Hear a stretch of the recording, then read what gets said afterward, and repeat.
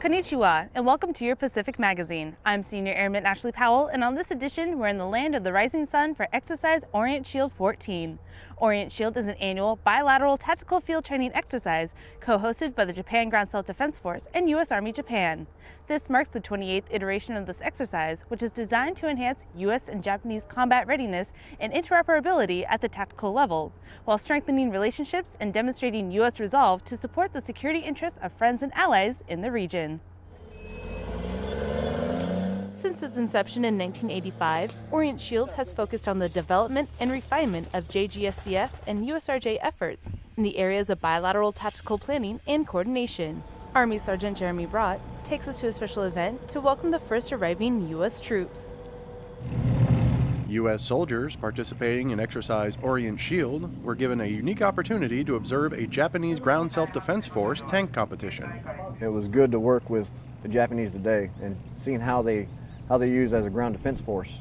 It's good to see how they use their tactics compared to how we use ours.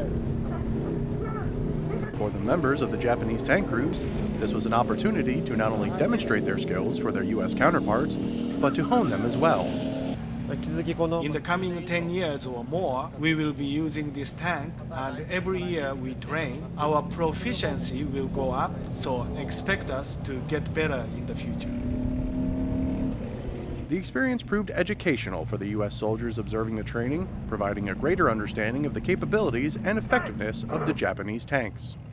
And also lets us know that they're competent in their jobs, so that way we know we can work side by side with them and have a level of confidence when we work side by side with the Japanese.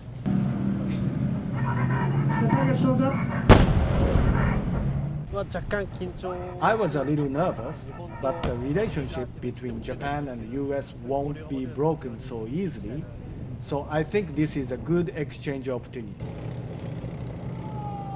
After all the U.S. participants arrived, the exercise kicked off with an opening ceremony at Camp Kita Chitose on Japan's northern island of Hokkaido. The participating U.S. soldiers joined JGSDF members from the 11th Infantry Regiment, 7th Division, Northern Army for inaugural remarks from their commanders. From the moment we arrived at this great training base, Camp Chitose, the 7th Armored Division has been dedicated partners, and I'm looking forward to continue to grow that relationship throughout this exercise. Together we will refine our interoperability and demonstrate our continued dedication to the development of both our teams. Orient Shield 14 is the third and final exercise in the first iteration of U.S. Army Pacific's Pacific Pathways Initiative for the forward expeditionary presence of USAR-PAC forces in the Asia-Pacific. Approximately 700 soldiers from the 2-2 Striker Brigade Combat Team, 7th Infantry Division I Corps from Joint Base Lewis-McChord, Washington, were deployed to execute exercises Garuda Shield, Kara Strike, and Orient Shield, the three exercises that make up the Pacific Pathways Initiative. A battalion-sized element of 2-2 SBCT deployed to Indonesia for Garuda Shield, and a smaller element deployed to Malaysia for exercise Kara Strike. These three exercises offer realistic training in a variety of climates, terrains, and environments necessary to maintain unified land operations readiness. To mark the first day of field training for Orient Shield, both forces demonstrated their armored combat vehicles' capabilities. The JGSDF's Type 96 track vehicle is similar to the U.S. Stryker-wheeled fighting vehicle, as they both fire a 120mm mortar system. Our vehicle can be completely digital, which means it's a lot more faster and accurate than actually having to pull out maps, and they have to lay in their track vehicles using compasses and dismounted personnel, where we can just pull in and with our digital systems. They really like that about our Strykers. They're pretty amazed at that capability and how fast it is, because where it takes them about 2.5 minutes to set up, it takes us like 15 to 30 seconds. I've never seen the vehicle Strykers, but today is my in the cockpit and discipline systems. It's nice on the open display. This interaction is more than learning about the weapon systems and field tactics. It further increases interoperability between U.S. forces and the Japan Ground Self-Defense Force. We're very grateful to have this opportunity in order to train with our Japanese counterparts. Even though they're tracked vehicles and we're wheeled and light, we're still learning a lot from each other, and they're very grateful for the opportunity that we had to get over here to train with them. we're taking advantage of every second that we can to learn as much as we can from each other. These combat soldiers will continue to learn from one another in the coming days in preparation for the final field training exercise that will conclude Orient Shield. But not all the training happens on the ground. We take to the skies for the air assault element of the exercise. Aviation soldiers from 3rd Battalion, 25th Combat Aviation Regiment based out of Wheeler Field, Hawaii, are partnering with Japan Ground Self-Defense Force members from the 7th Aviation Unit from Sapporo for the aerial portion of Orient Shield. Throughout the training exercise, the two aviation units are working together to conduct scenario-based operational planning, aeromedical evacuations, and aircraft refueling. One of the focused training opportunities was the 3-day air assault exercise that combined 15 Army and JGSDF aircraft and over 200 personnel conducting flight operations. The training included U.S. Army UH-60 Black Hawk and AH-64E Apache helicopters, along with the JGSDF CH-47 Chinook.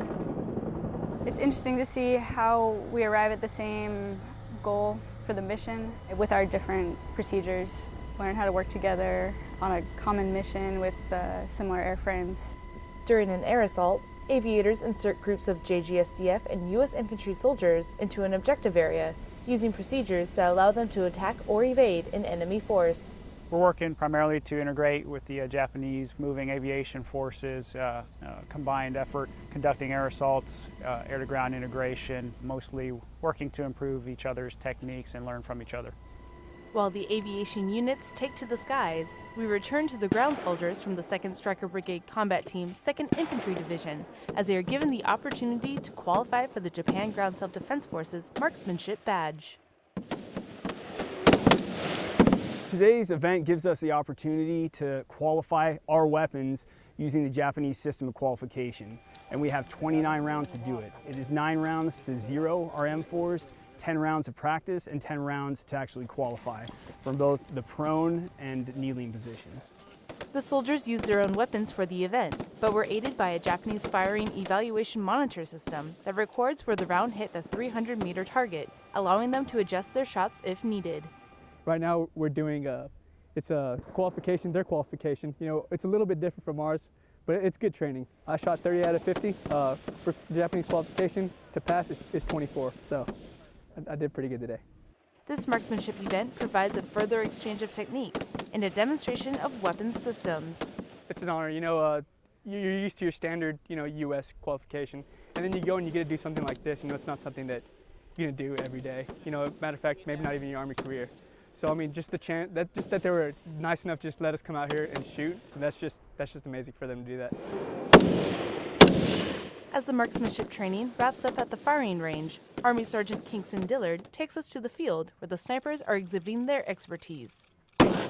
Following a competition, snipers from the U.S. Army and Japan Ground Self-Defense Force came together at a range to bond while demonstrating their weaponry and skills.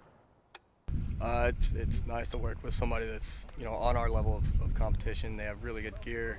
They're well trained. They're very professional. This range is one of the most professionals I think I've shot. So it's been a great experience here shooting with the Japanese. This exercise may be designed to strengthen bonds between two nations, but these soldiers are walking away with much more. Everybody's having a lot of fun out here. We go back and talk about it, you know, after the range, and it's just a lot of fun. I think more fun because we're in Japan shooting with the Japanese. So that's our biggest takeaway, is getting to come out here and actually talk to them afterwards. See their ghillie suits, see their rifles, you know, their gear, how it matches up to ours, and just sitting around talking with them, I think, is the best part for me. An accident has occurred. After being hit by a car, a soldier faces a possible spinal injury. He will have to be transported to a local hospital, and it's up to the soldiers of the Brigade Support Medical Company to get him there. Good thing that this is only practice. Few issues initially, whether they would fit on top of their stretchers, the amount of space inside of the ambulance, but actually worked out to really be a non-issue. From start to finish, everything worked out pretty well. The soldiers must effectively communicate with their Japanese counterparts as the patient is handed off for transport. They were quick. I mean, they got here faster than I think we expected. Even with the drivers were on point. They got their vehicle, you know, secured the area, backed up the ambulance, and worked with us pretty well on getting the patient actually in the back of the ambulance. So really, I mean, they did a great job. By expanding military-to-military relations through bilateral exercises like Orient Shield, it allows for a better response to future contingencies and fosters an even stronger relationship between Japan and the United States. I would like to thank the 7th Division and the 11th Regiment for making a very successful exercise, an experience that my soldiers will never forget. I think over the last 2.5 weeks we had the awesome opportunity to do collective and individual training. Not only at that level, but it's partnered with the ground Japanese Defense Force, who has been awesome partners at every level. So, 60% of my task force has never deployed. And so them coming here to Japan to do training with these great soldiers has been wonderful for them. While Colonel Ziesman is grateful for the hospitality from their Japanese hosts, he also recognizes the hard work put in by his soldiers during the exercise. Our soldiers are what make our Army special. It's not our equipment, and every day when I watch them train out in the field, I'm very, very proud of them. So everybody back home at Joint Base Lewis-McChord and across the Army, they should be very, very proud of our young soldiers. They are really the treasure of our Army, and I'm very, very proud of them. Seize the high ground. And with that, we wrap up this edition of Pacific Magazine. A special thanks to the Orient Shield Media Operations Center, along with Army Sergeants Kingston Dillard and Jeremy Brott for their video contributions. I'm Senior Airman Ashley Powell, and from all of us at AFM Pacific, thanks for watching.